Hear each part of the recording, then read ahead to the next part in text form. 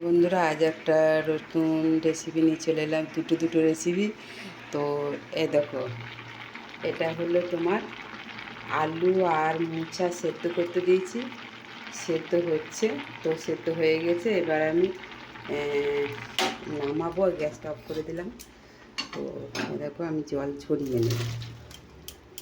বুঝতে পারছো, জলটা আমি ছড়িয়ে নেব। কী সুন্দর লাগছে দেখো। তো জলটা তো অবশ্যই ঝরিয়ে ফেলতেই হবে। তো কড়াইটা ধুয়ে আরেকটু জল দিয়ে দিলাম। বুঝতে পারছো বন্ধুরা, এবার কড়াইটা ধুয়ে আমাকে তো চাপাইতেই হবে। তো তোমরা দেখতে থাকো আমি কীভাবে বানাইছি।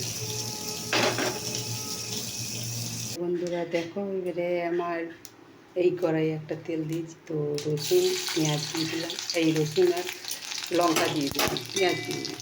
কড়াইটা আমার ভুলে গেছে, তো এটা হতে লেগেছে।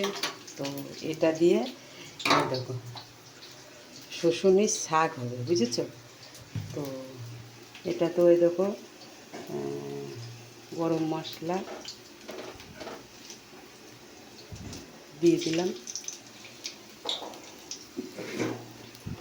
তো দেখতে থাকো আমি কীভাবে বানাচ্ছি, অবশ্যই তোমরা দেখতে থাকো। তো এই দেখো তেজপাতা দিয়ে দিলাম। দেখতে পাচ্ছ বন্ধুরা?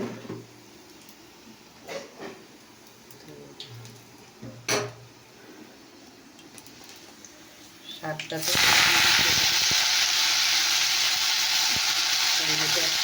রসুন দিয়ে দিলাম।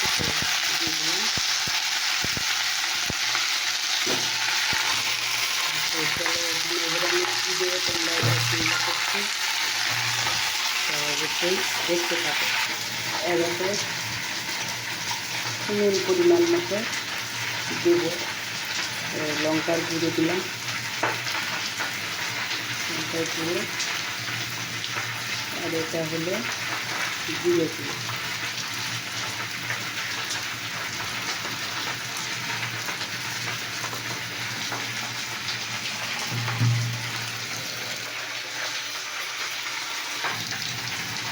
এবার আমি এর সঙ্গে থেকে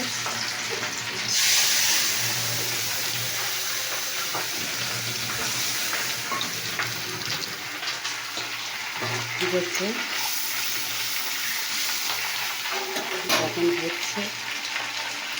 চলো আমি এটাতে নুন একটু হলুদ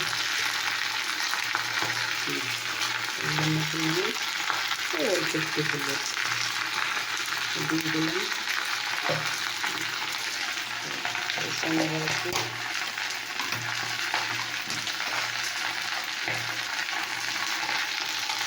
চিনি দিয়ে দিলাম।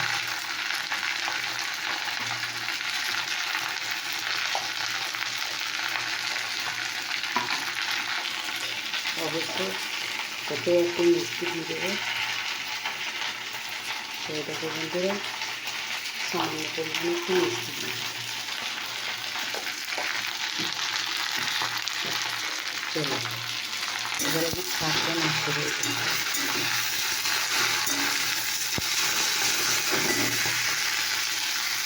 কিন্তু এক ফোঁটা সাথে জল দিয়ে দিচ্ছি, কারণ এটা সেদ্ধ হয়ে জলটা মরে গেলে একটু নুন মিষ্টি দেওয়া হয়েছে। তো তো বলতে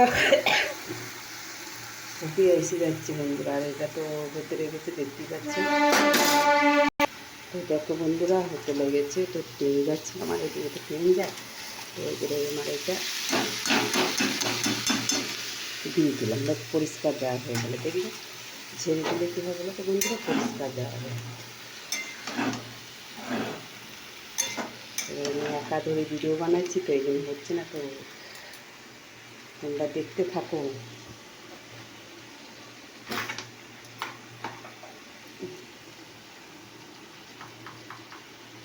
আর একটু হলুদ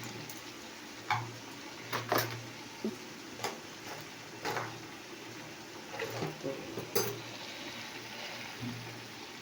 দেখো বন্ধুরা, শাকটা হয়ে এসছে, দেখতে পাচ্ছ? দেখো, আর এটা এখন মশলা দিয়ে কষা হচ্ছে। তো এক ফোঁটা আমি একটু ঘি দেবো, তখন একটু কষা হোক।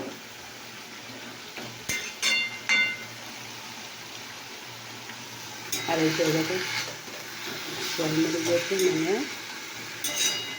শাক হয়ে গেছে বন্ধুরা, দেখছো তো? কেমন লাগলো অবশ্যই কমেন্ট করে জানাবে। শাকটা আর আমার মুছার তরকারি কেমন লাগলো অবশ্যই কমেন্ট করে জানাবে।